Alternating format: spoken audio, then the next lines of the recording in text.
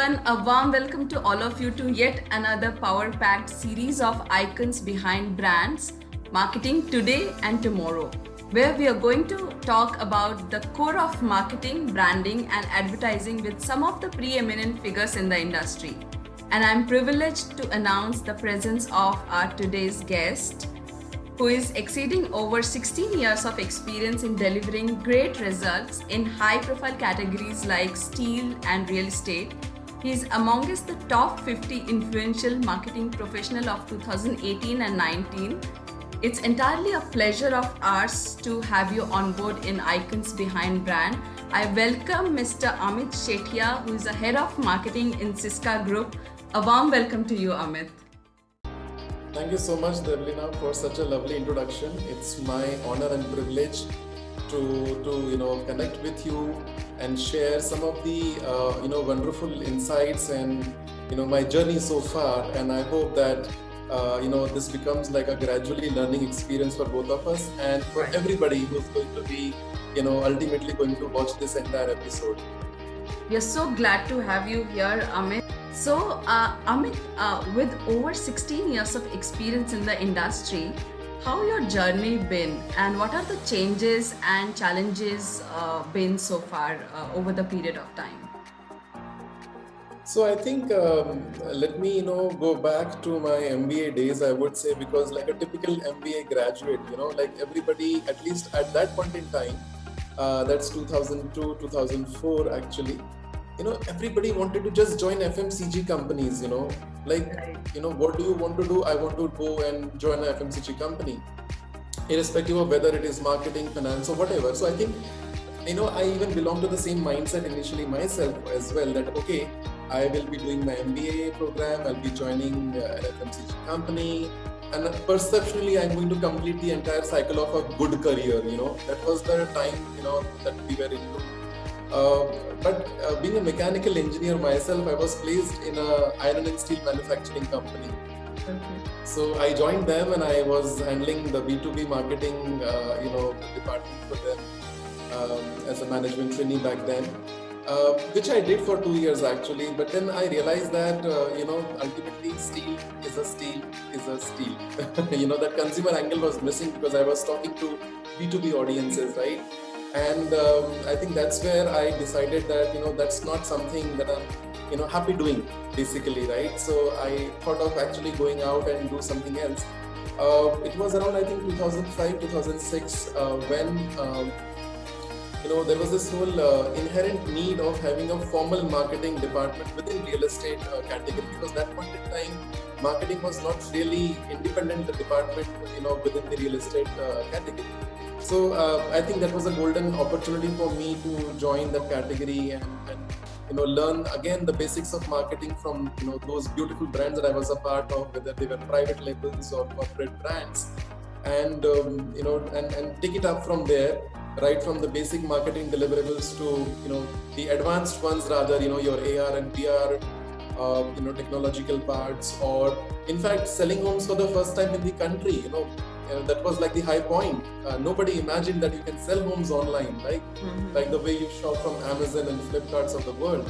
Right. So I think that was something that I really enjoyed. But again, it was around 10 years of my journey, which was bringing in a lot of comfort, in my mind. And I think I'm not comfortable, with this very thought as a professional. So I again decided that, okay, fine, we have to do something different, right? And I think that's where Syska happened. And what a graduation, I would say, for me, from developing regional brands to now suddenly looking at national brands. So I think this opportunity gave me the good thing about, wearing different customer hats for different segments, while the brand remained the same, which is Syska. So while I say Syska, and yes, LED comes to your mind, as a flagship segment brand, but yes, as a diversified brand, it's also into consumer categories like your personal care, your mobile accessories, your smart home devices, and so on and so forth. So I think that's been the journey. I think various categories, various experiences, various geographies, in fact. So I think I'm very privileged as a marketer to have all this coming to me. So, coming to Siska business model, Amit. So how does the business model work? Is it completely into the dealers and its distributorship model, or is there any other way to reach out to the consumers directly through them? So traditionally, as a organization, yeah, we're banking highly on the distribution and dealership model because that's the backbone of the business. Because ultimately, the fact is that India is such a huge country and there are various kinds of customers, regions, strengths, opportunities, etc. that you need to have a very robust distribution model. So I think as a brand, yes, we are so proud to say that our distribution model has been one of those very strong ones within the category, because of which we are able to reach out to the entire nook and corner of the country. But while I say that, I think the fact is change is constant. Whether you would appreciate that or not, but change will happen, right? And I think that's where even we as a brand and as an organization, we evolved and we realized that the traditional distribution model is, while it is good enough, it's beautiful, it's efficient, it's working for you, but at the same time, imagine, your customers are also, you're evolving, the behavior is changing, and I think ultimately it is for them that you are around, and what you're doing is for actually them. So I think over these last couple of years, we have added newer avenues, I would say, to our distribution, process, which is about your e-commerce, it's about your D2C, etc., which has actually helped us to, I would say, enhance the reach, beyond your urban and tier 2 category, regions, even to tier 3, geographies as well. Because today, people are very much aware about the brand, but when it comes to the availability at times, I think there's a challenge. So I think this has actually helped, the organization at large, and more so what has happened, last year, I would say, and still a bit of what we saw this year as well as COVID wave 2 has just gone by. I think these new avenues are also proving to be extremely beneficial, I would say. The contribution is also increasing, which again, helps us to, have that belief in place that yes, whatever decisions we took were the right ones. So great to know about that, the diversification of the business model to reaching out to the customers, because it's very important, to evolve with the change in time, right? So in what ways your marketing strategies changes here, Amit, like reaching out to the distributors and dealers and versus reaching out to the consumers on e-commerce? So, see, I think when you look at the distributors and the dealership-based sort of my presence as a brand, what it requires is the support of mass media, because ultimately, as I said, it is going to connect with millions and millions of consumers, right? So I think as a strategy, what we follow is that all my mass media communication is led by the brand.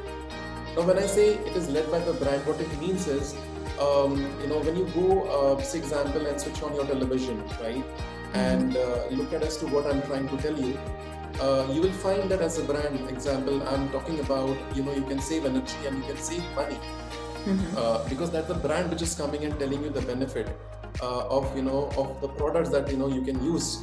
But when it comes to the newer avenues of my distribution, I think that's where I get the opportunity to actually go and demonstrate what I spoke as a brand. So that communication is actually product-led.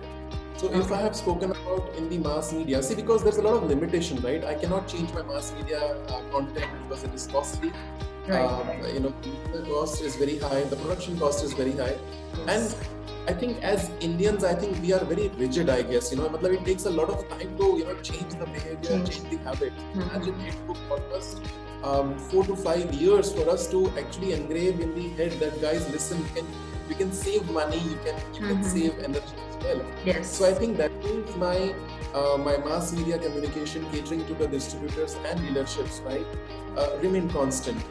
But I was in the position to experiment a lot showcase my products and demonstrate as to how this saving is possible across all my categories, in fact, right? Whether it is LED or personal care or mobile accessories or smart home, because that's where, my online consumers, whether they are coming from B2C or e-commerce, right? They are having that kind of mind space to consume that content, right? And understand, okay, fine, now we understand, what is this brand trying to tell us, right? So I think that's the clear-cut strategy differentiation that we follow, that all our mass media is led by the brand. And all my, I would say, my non-mass media communication is led by the product. So I think, and we try to keep this very simple, I think, because I think that's what the consumers appreciate, that let us keep it simple. Right. So while we reach out to the masses and we reach out to the individuals. So how do you balance between reaching out to the masses at the same time to make sure that it is relevant to the individual? Like the individual is also connecting with the brand in a personalized manner.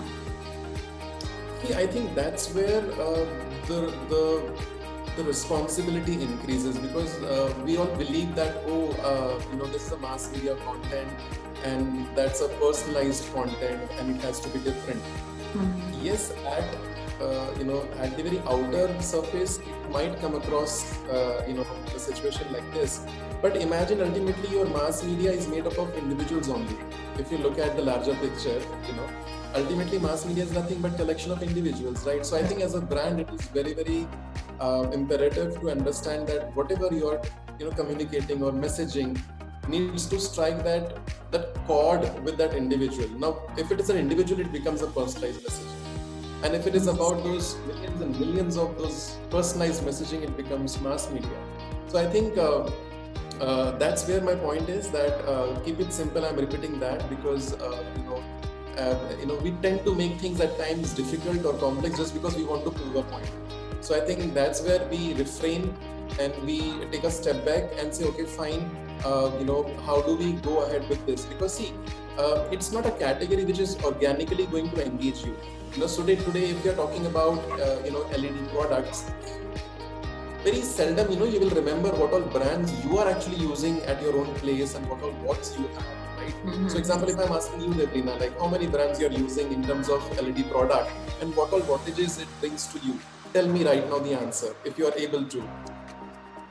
I actually don't remember. It's maybe Philips or I'm not. That's because the engagement is not organically present, right? Because you don't want to sort of take that lead and understand, okay, fine, what brand, volts, wattages, etc. Search and all these elements, right? Because ultimately it also depends, where are you going to use that bulb? Because Indian customers are extremely jugadu. I mean, like, if the bulb goes out from your drawing room, then you will go and bring that balcony bulb and put it in the drawing room. And then you will say, I have maybe 6-7 days of easy time before I go out and actually buy the bulb. Maybe emergency comes to you when the bulb goes from the washroom area, right? And then you have to like really come into action and say, okay, fine, what now? So I think we have this element, right? Number one. Number two, there is no organic engagement, as was the case, I would say 5 years back. Now at least people are understanding the nuances of the category. They are aware about what is smart LED is actually and stuff like that. So I think that's where the whole balance needs to be maintained, that whether it is an individual, you need to still be relevant, or whether it is a mass media content, it still needs to be relevant. So I think that's where we manage the show, I would say, successfully. And the example was so clear, Amit. I mean, it just it was a bullseye that individual plus individual plus individual equal to is a mass. So drop and drop and drop is ocean. So the example was that just cleared each and every doubt of my mind as well. So Amit, as we all are and people are moving towards the digitalization, already moved, right? Last 1.5 years. So how is your category has got impacted in terms of as your major customers are the dealers and distributors who are typically not very digitally savvy. So how you have to change your marketing strategy towards that, or is there anything which is impacting that part? So I think it's a very interesting question, Devlina, because we were discussing as to how the organic engagement was kind of missing. You know, if you look at the initial days of this category and its growth and evolution in the country, right? But I think if you also look at the role that this brand Syska has played, I think it was always a thought leader, ownership for the category, where we realized that we need to support the category more than the revenue or the sales part. Because if you go and look at all my historical content pieces, which have been appreciated widely on television from last 4 to 5 years, we were never trying to sell Syska, that, oh, please buy Syska bulbs and products. We always spoke about that, please buy LED. Because changing the habit of the Indian customer from your CFL products to LED product itself was time consuming, right? And that's where, as a thought leader brand, Syska decided to stand for the category and advocate the usage of the benefits of the category for a very long time. So I think that was the stature Syska decided to sort of take for its own self, for the category, and continue with that, because as I said, changing habits, at least for Indians, takes a lot of time. And when it comes to digitalization, I guess it was always happening, not like it was missing, pre-COVID. Just that I think it got accelerated from last year onwards. Reasons can be various, like right from the fact that brands got desperate, or brands who were not able to take any kind of decision. They had to take a decision. Right. Or yes, there were a lot of other brands also which said, okay, now this is the right time.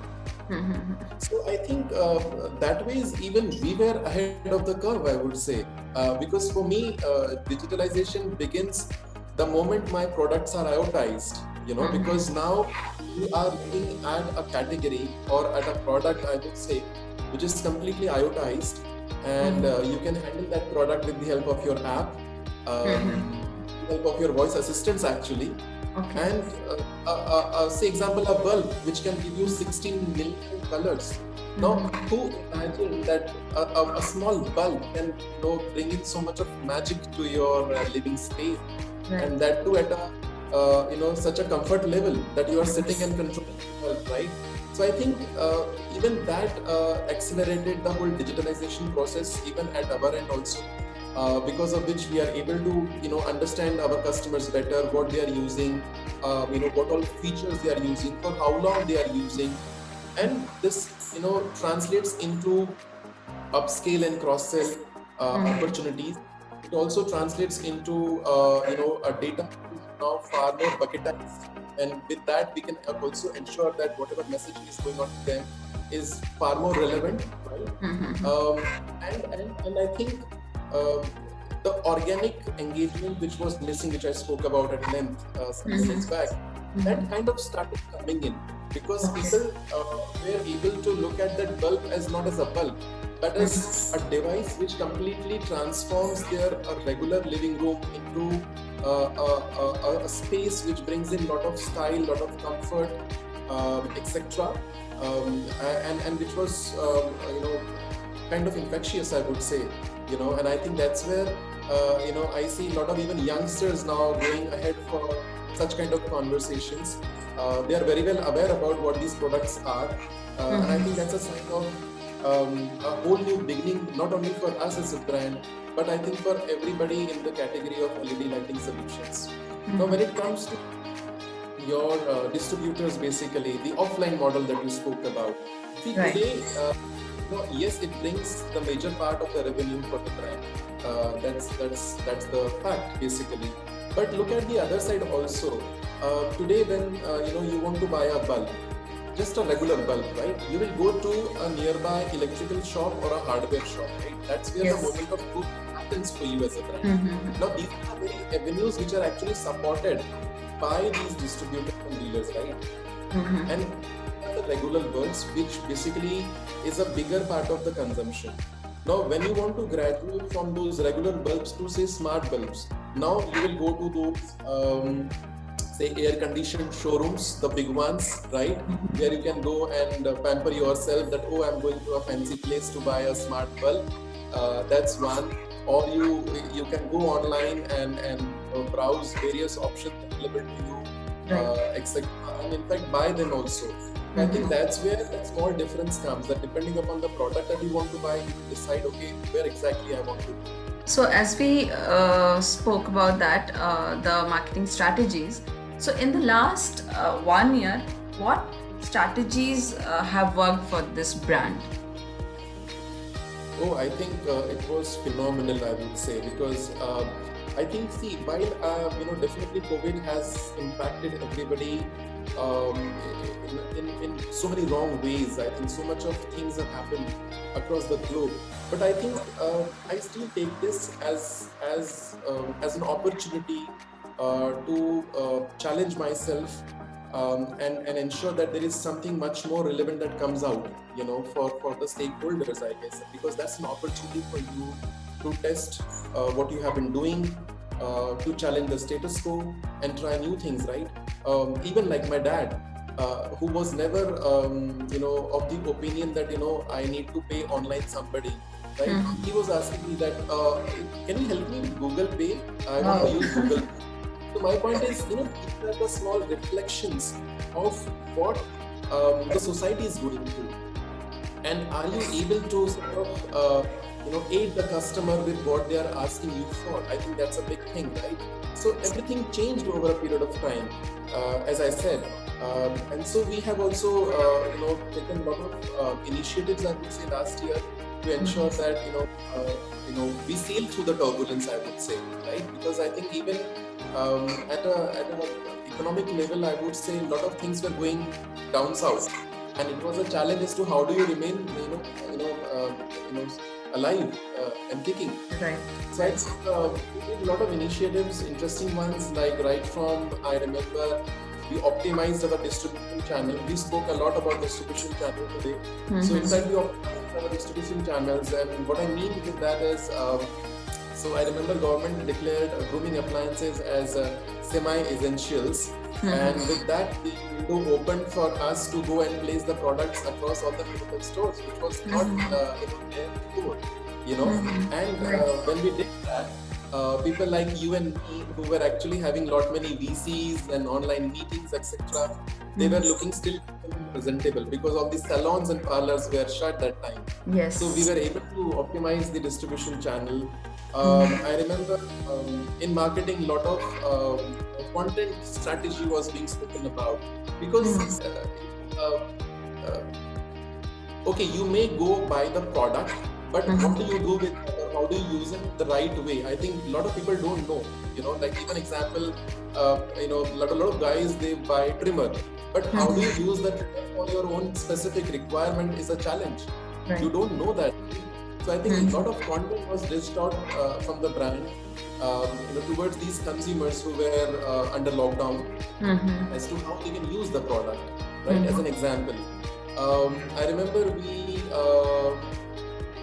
I think there was also a tech strategy that we used, and that was all about ensuring that how can I offer my smart home portfolio, basically, because people are sitting in their home almost throughout the day, 24/7, right? And I think that's the need for the smart home appliances came in, right? Now, when I say smart home appliances, it's not only the bulb that I spoke about, but also these, smart plugs and all, with which you can convert your existing non-smart white goods into semi-smart, appliances actually.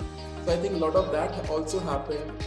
we entered a new category, in fact, I think, and it was very, very, with a lot of that, I would say, at a very disruptive price points, because a lot of people were worried about their fitness and health levels, right? Yes. And we entered the category of smart wearables just after the wave got over, and that product saw, a huge amount of success, I would say, and in no time. So I think these are some of the interesting things that we did last year, and I am so happy that I am a part of all those initiatives and experiments that proved to be beneficial, not only for the organization, but for all the stakeholders, including the customers as well. Right.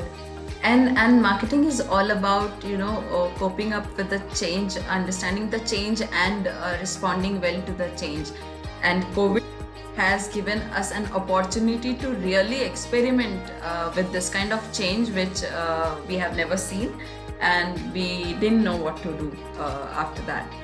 So I think it was an evolution for the whole marketing and branding fraternity so far, right? So Amit, as we move forward, how do you see the future of marketing, and what strategies to look upon? So as I was saying, Devlina, I think future is always going to be bright. I think that's the hope, I would say. But the pace with which these things are changing dynamically, it really makes me, really take a backseat at times and wonder as to, okay, fine, while things will change, are you ready for it?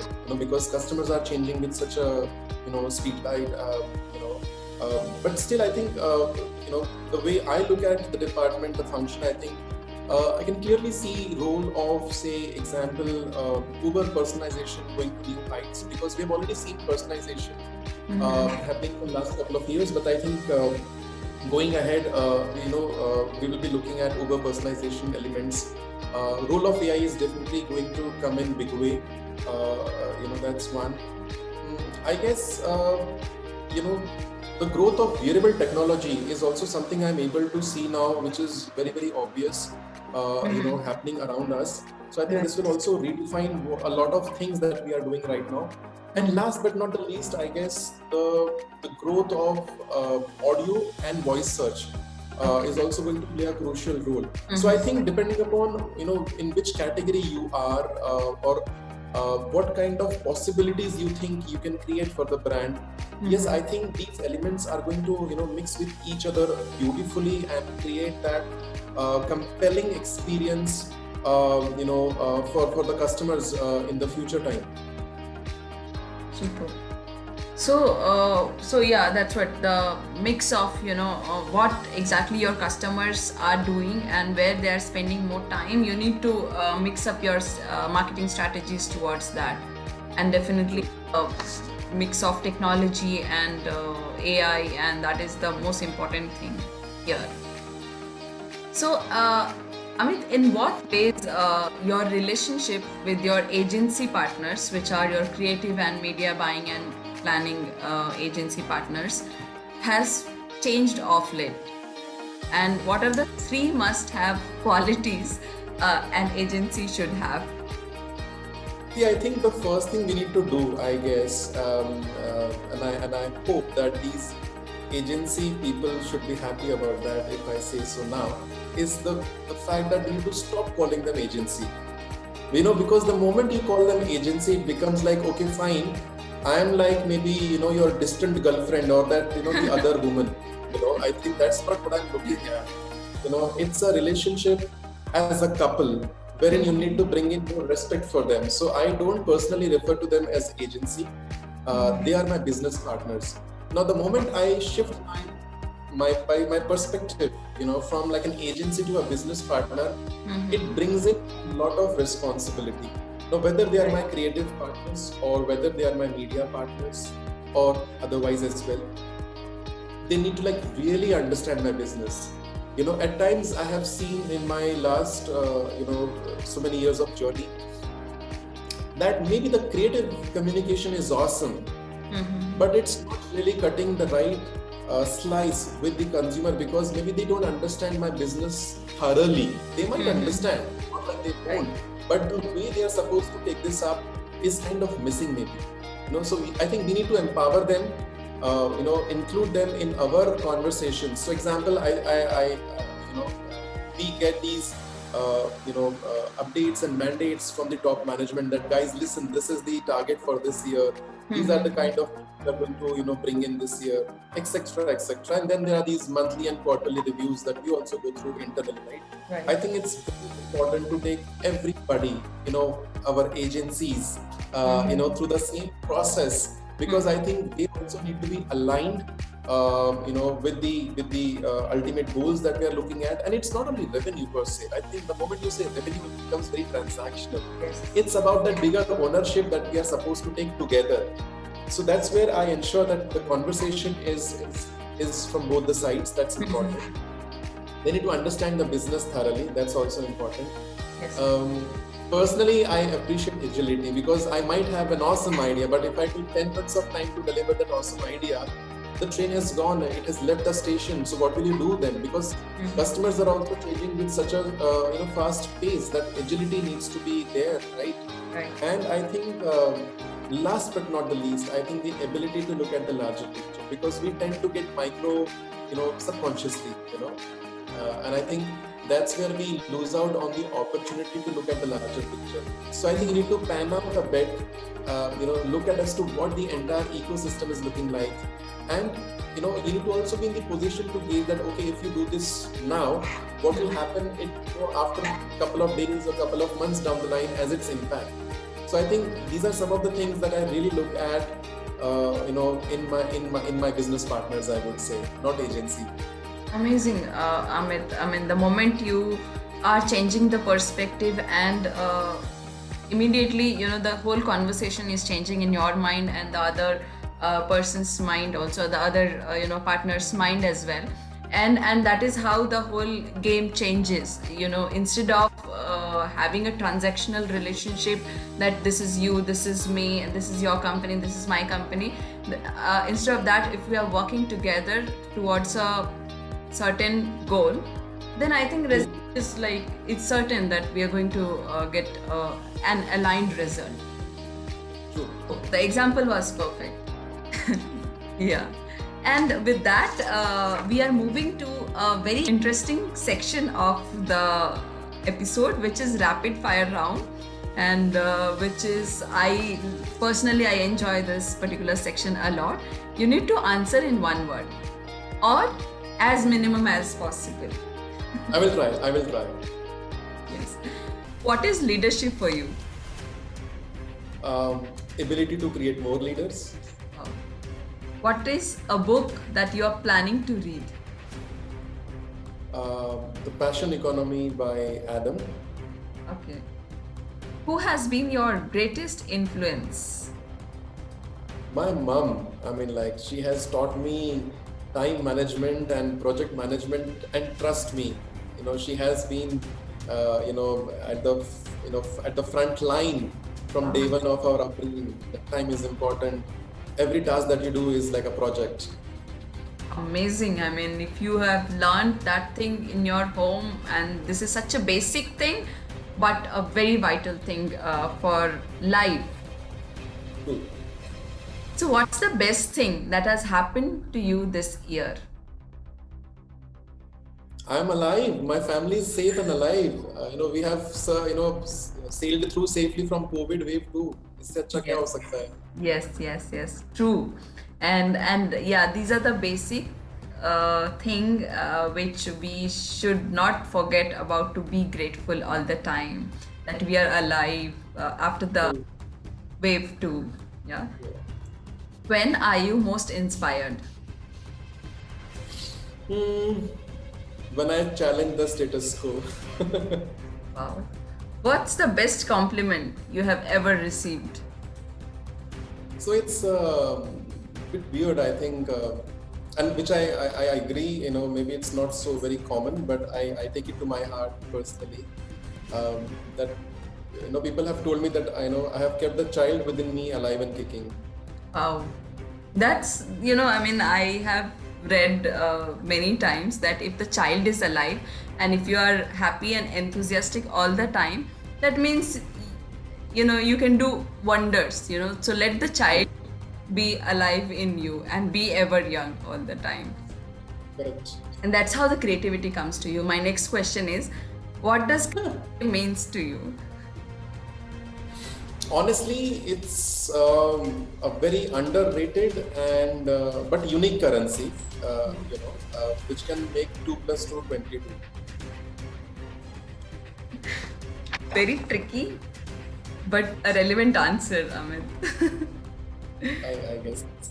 What is an important life lesson for someone to learn? I think we need to understand that you know we only are the protagonist of our life, which is like a film, right? Because we tend to compare ourselves with with others in terms of various things about maybe achievement, career, etc. So on and so. So my point is we need to be grateful with what we have, because our life can still be somebody's dream. Awesome. I mean, it's but yes, our lives can be somebody's dream, and we know it's so many people's dream to be where we are today. Yeah. Yeah. And with that, we are out of the rapid fire round. Thank you.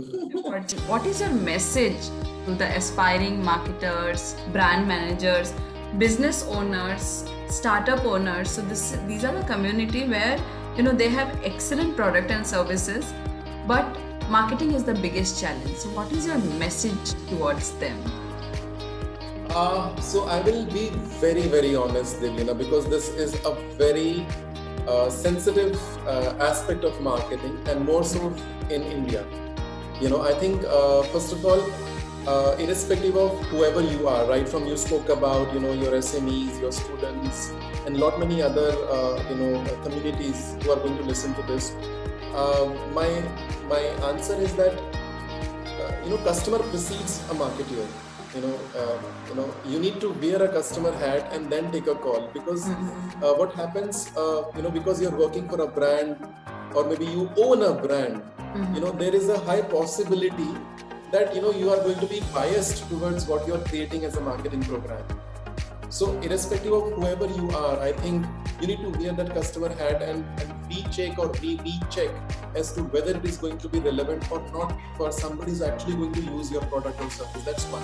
Second is, I think if you're a marketer, or maybe if you're looking at getting into marketing, you need to really come in with loads and loads of patience, because marketing is definitely magical.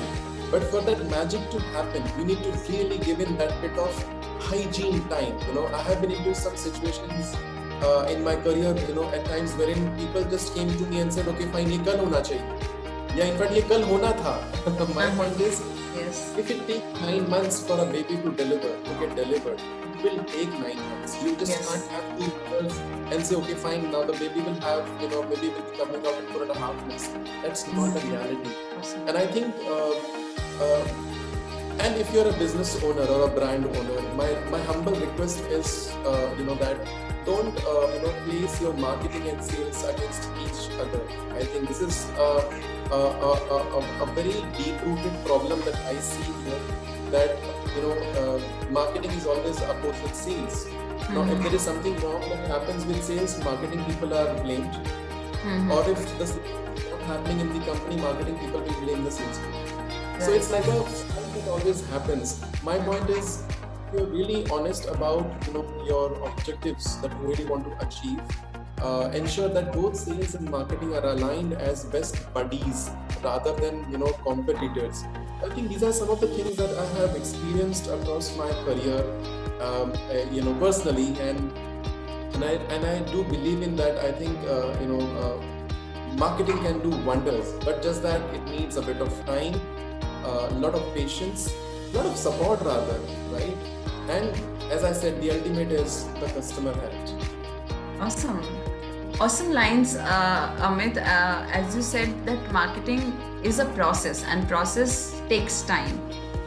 So we literally have to be patient enough and very positive enough. Like, I mean, what we are, sowing, we can reap after a certain point of time. So great insights, very clear points.